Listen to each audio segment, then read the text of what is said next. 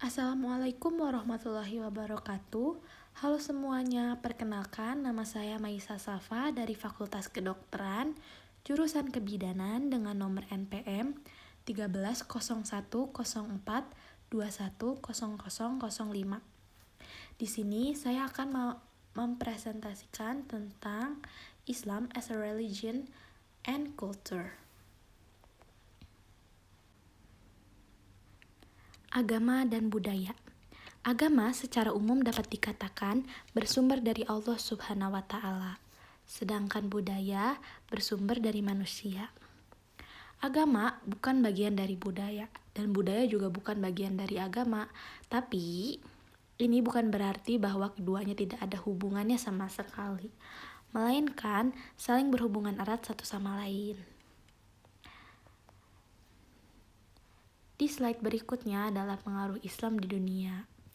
Islam merupakan kelompok keagamaan terbesar kedua di dunia. Islam mengajarkan umatnya untuk saling menciptakan kedamaian baik dari individu, keluarga, masyarakat secara nasional bahkan internasional. Islam juga mengajarkan dan menjunjung tinggi toleransi antara umat beragama. Ada yang beranggapan bahwa Islam adalah agama teroris yang melakukan teror di seluruh pelosok dunia. Padahal itu adalah kesalahan individu yang kebetulan beragama Islam.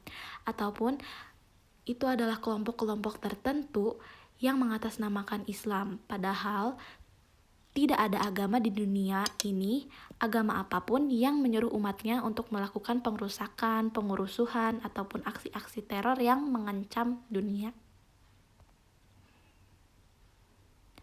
Perkembangan akulturasi Islam di Indonesia. Akulturasi dimaknai sebagai fenomena yang terjadi ketika kelompok-kelompok individu dengan budaya berbeda terlibat dalam kontak yang terjadi secara langsung.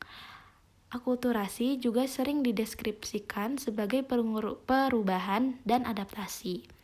Perubahan akulturasi bisa jadi merupakan konsekuensi dan transmisi atau persinggungan budaya yang terjadi secara langsung. Agama Islam masuk ke Indonesia relatif bisa diterima oleh masyarakat berkat gaya dakwah dan syiar yang tetap menghargai budaya dan tradisi. Sejak abad ke-15 Masehi, Wali Songo melakukan gaya dakwah yang seperti itu. Jadi Wali Songo itu menghargai budaya dan tradisi-tradisi sebelumnya. Perkembangan budaya di Indonesia. Pada perkembangan budaya Islam di Indonesia, sering terjadi akulturasi budaya pra-Islam dan budaya Islam yang berbagai bentuknya. Contohnya ada seni bangunan, seni ukir, seni pahat, seni sastra, dan kalender. Seni bangunan dan arsitektur Islam di Indonesia bersifat unik dan akulturatif. Seni bangunan zaman perkembangan Islam yang menonjol terutama adalah masjid, menara, makam. Contoh dari akulturasi dan budaya, tema yang membuat saya tertarik dan akan saya ambil adalah tentang masjid dan arsitektur Islam. Ini adalah contoh akulturasi budaya dalam seni bangunan. Contoh yang saya ambil adalah Masjid Menara Kudus. Masjid ini terletak di Kudus, Jawa Tengah yang dibangun pada tahun 1549. Sejarah Masjid Menara Kudus. Masjid ini merupakan peninggalan salah satu wali Songo yaitu Sunan Kudus. Masjid ini merupakan akulturasi antara agama Islam dan juga agama Hindu yang didirikan sekitar abad 15 atau 16 Masehi. Hal yang paling ikonik dari masjid ini adalah memiliki menara yang tinggi setinggi 18 meter dan menjadi satu-satunya masjid buatan Wali Songo yang mempunyai unsur menara. Masjid ini dibangun sezaman dengan pembangunan masjidnya. Masjid ini memiliki ciri bangunan sebagaimana bangunan Hindu yang pada umumnya.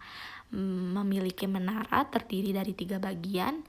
Yang pertama adalah bagian kaki, bagian badan, dan juga bagian kepala atau bagian atapnya. Bagian kaki ini terdiri atas ornamen-ornamen yang bercorak Hindu. Bagian badannya terdapat ruangan kecil berukuran 1,5 meter kali 0,85 meter. Yang bagian tengah ini kurang dipakai untuk keseharian.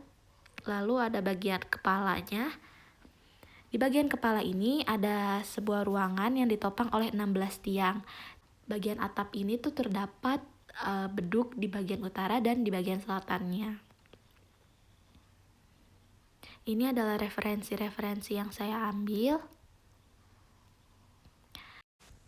Sekian presentasi dari saya. Mohon maaf bila ada banyak kesalahan. Wabillahi taufiq wal hidayah. Wassalamualaikum warahmatullahi wabarakatuh. Terima kasih sudah menonton.